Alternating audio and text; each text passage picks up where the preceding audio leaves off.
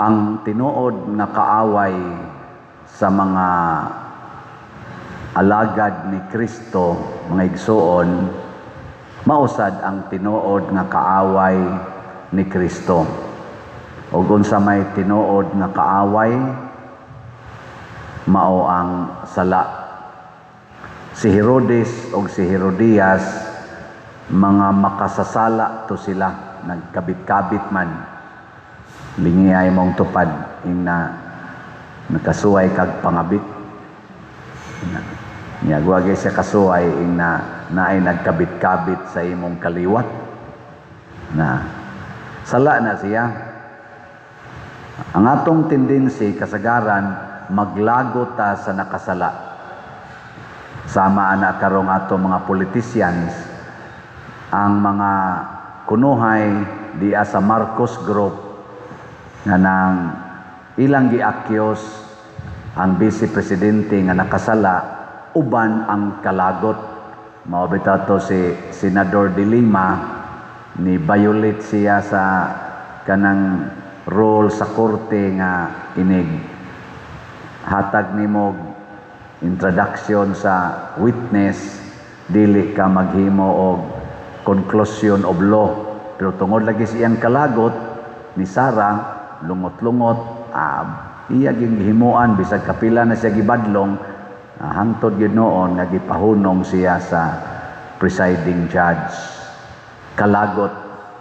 Nyag maglagot na ganita, dili na maigo sa atong gitawag og rational or professional way ang atong mga actions. Mo nang moingon ta, mura magdili professional.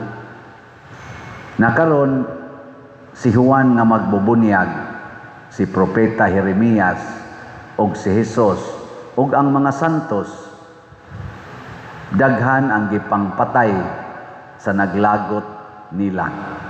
Pero sila namatay nga way kalagot. Gilingian sa imong tupad, ing na kay kontra karon, na kay gikalagutan, dili ka sumusunod ni Kristo. Ang atong kaaway mao ang sala.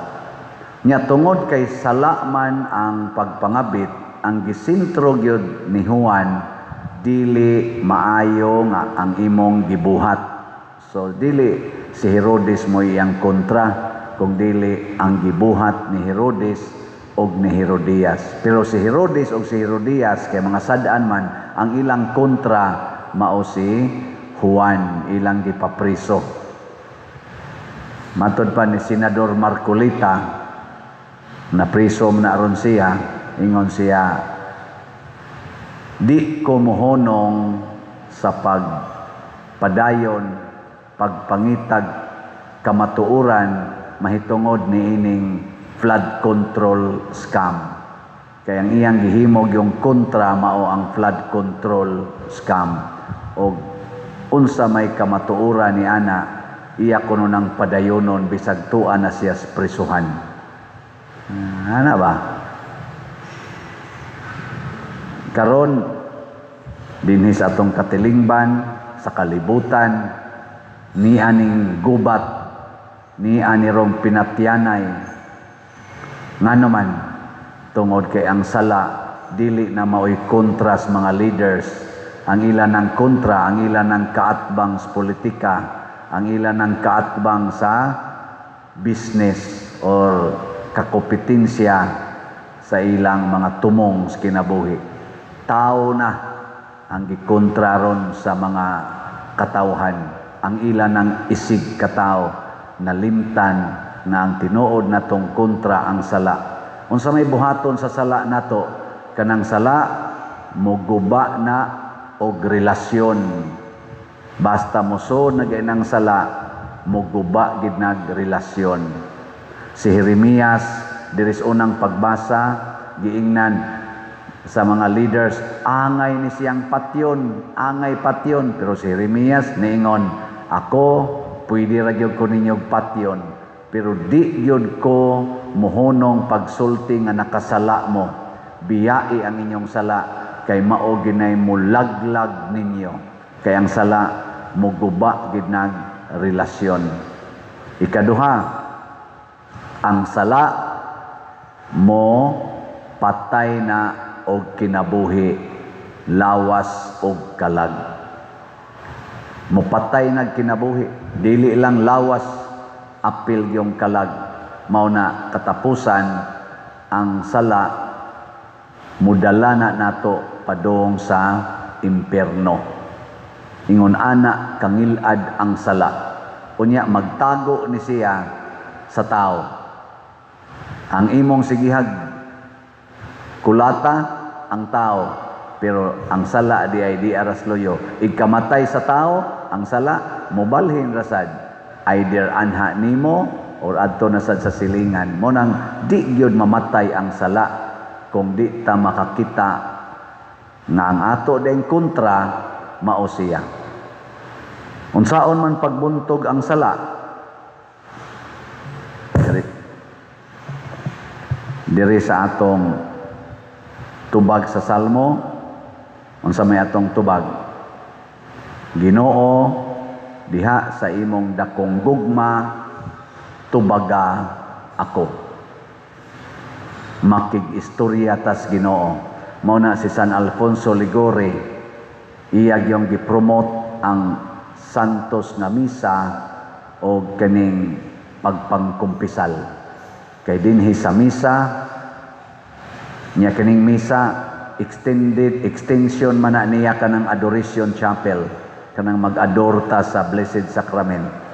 Anha ta diha makaistorya-istoryas Ginoo. Mabita din misa gitawag ta og participants. Nya kinahanglan do natay active participation. Magtubag-tubag tas Ginoo. Ilingi imong tupad na sad na unsay tubag sa Ginoo sa imong gihangyo.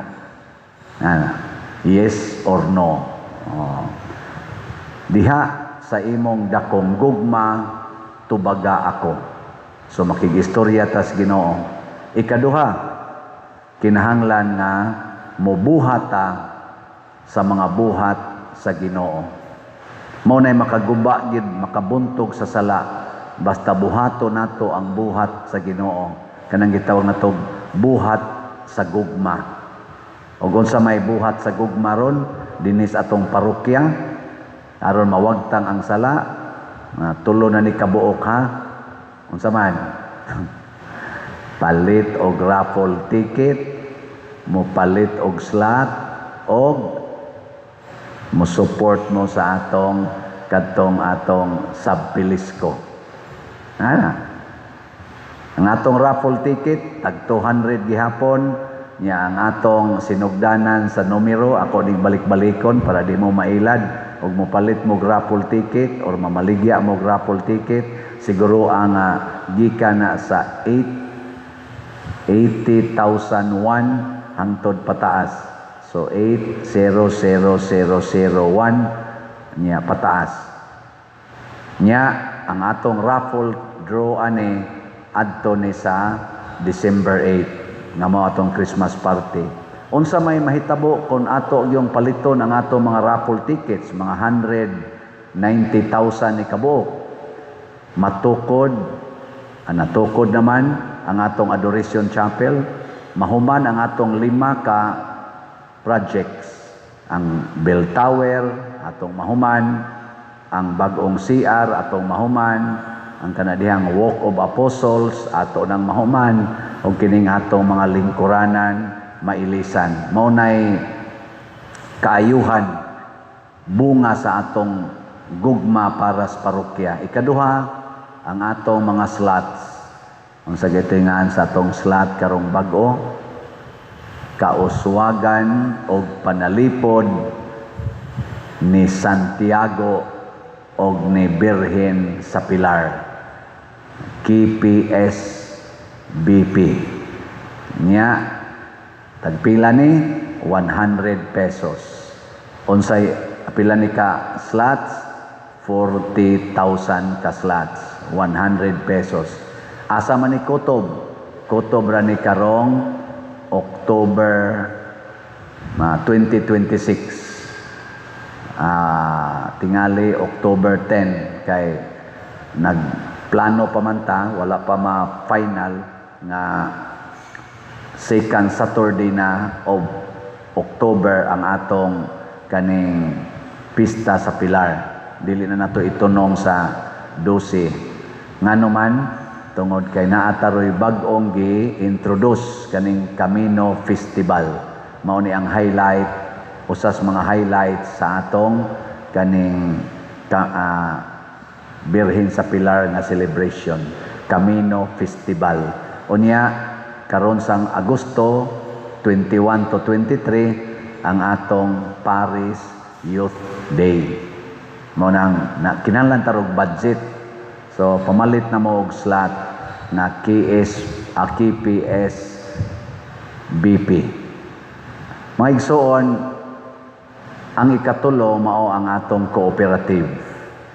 Ang paghigugma nato sa simbahan, iagi nato aning among gitukod na cooperative dito sa Liloan, ang Subpilisco, San Vicente Ferrer Liloan Service Cooperative. Naanitay Columbari nga atong gibaligya kaning mga niches bitaw nga butangan sa bukog ug sa abo.